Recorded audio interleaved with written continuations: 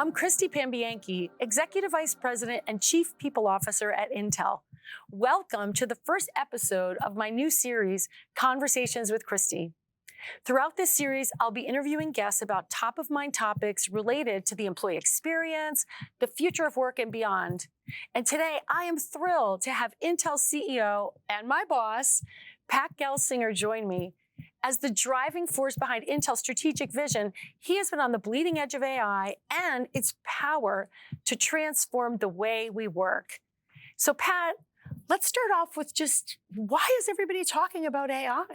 If we think back, 20 plus years ago, the internet, it changed everything, right? It changed how we work. And we saw form factors change, from desktops to laptops. And we were driving Wi-Fi infrastructure everywhere. And today we're like 65% of humanity is connected through the internet. Well, it was a little bit boring. And then AI. And it fundamentally is changing everything about computing. And it's this changing relationship between people and technology, and how technology can all of a sudden infuse every aspect of business, every aspect of human experiences. And as we think about this, it is going to change the human technology interaction, how every consumer interacts. It's also going to change how businesses interact, and it's going to change, the workforce. And as I've said, by the end of the decade, every company becomes an AI company. As you think about AI, how does it cause the next phase of integration of the workforce, and how does it change the composition of our expectation of workforce and employees?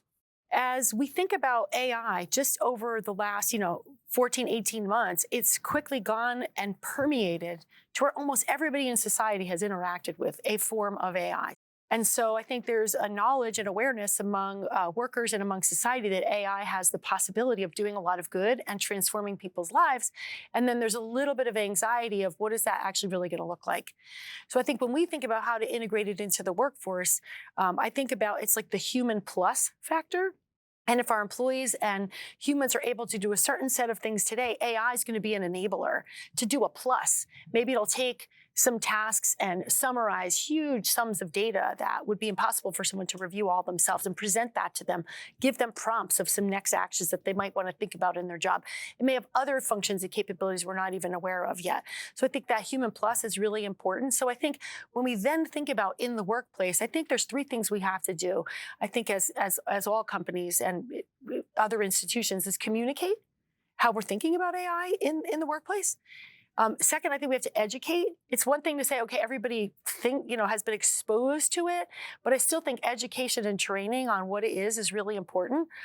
And then third, engage. So we really want to engage our employees and let them play with the tools and then apply with that communication and education and then their knowledge of their jobs. Like, where can that human plus factor get us, the most greatest outcome? And so that's how I think we have to think about it in the workplace. Yeah, and some of the stats are really quite phenomenal so far that you're seeing that, entry-level individuals in the new categories with AI tools are performing at the level of experts, right? And how quickly that's been able to accelerate their performance.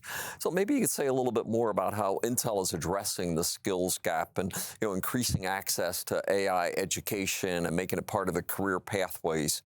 So we've been working for, as you know, decades on STEAM education, and we really believe at Intel, and I think, proven out empirically over time, is education is such a huge unlock to success and advancement in life. And so now there's a Khan Academy Go, which is an entire AI-fueled component of Khan Academy that's really targeted at middle school and early high school that helps students complete their schoolwork with almost like an AI tutor, and also gives data back to the teachers about their class so that the teacher can have that insight to make their lessons more focused on gaps that the students in the class have. And then another thing we've had for a number of years is called digital readiness. And this is a set of material and curriculum that we've been working to bring around the world. So now we're in over 28 countries, over 24,000 institutions. We've touched over 6 million students where we're helping provide curriculum and tools. And then lastly, in the last year, we've stood up a whole program called AI in the Workforce. And here we've actually created over 500 hours of curriculum for the associate level college degree, 2-year, and we're providing that to institutions around the country. So Pat, maybe back to you. As we think about these topics, what do you think organizations can do to help their employees embrace change? Well, as individuals, I want everybody to experiment, play. What have you learned new today? What thing have you tried using AI? And then in your groups and departments, okay, what's the next experiment you're doing? Some of these results are pretty impressive, and some of the experiments are going to be utter failures. So experiment constantly, be curious, play with it, try that RTL thing, doing it this way, or maybe there's a different business process flow we could be doing in finance by using some of these tools. Maybe there's a new prediction possible in manufacturing. Experiment all the time. But then, it's the, let chaos reign and then reign in chaos. And how do we make sure we don't have every factory of the company doing things differently? Okay, collaborate across departments, bring experiments together to sort of say, okay, now let's turn this into a platform that we can all build upon as we look to the future. And I think a lot of this, next phase of us will be, how do we then standardize these things so we're truly raising the bar across the company? And then, of course, create a culture not just of curiosity, but one of responsible.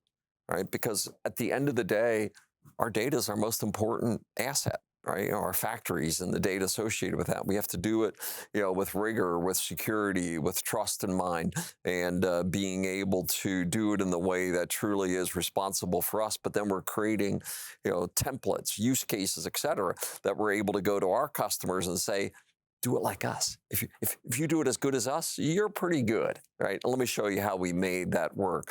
And all of those pieces, I think, coming together, enable us then to go to our academic partners, talent of the future, and say, come on, Lynn, let me show you some of the cool stuff we're doing. And that gets, people excited externally and internally as well. Pat, thank you for being with us today on the first conversation with Christy. There's so much more to explore and learn about AI and the future of work.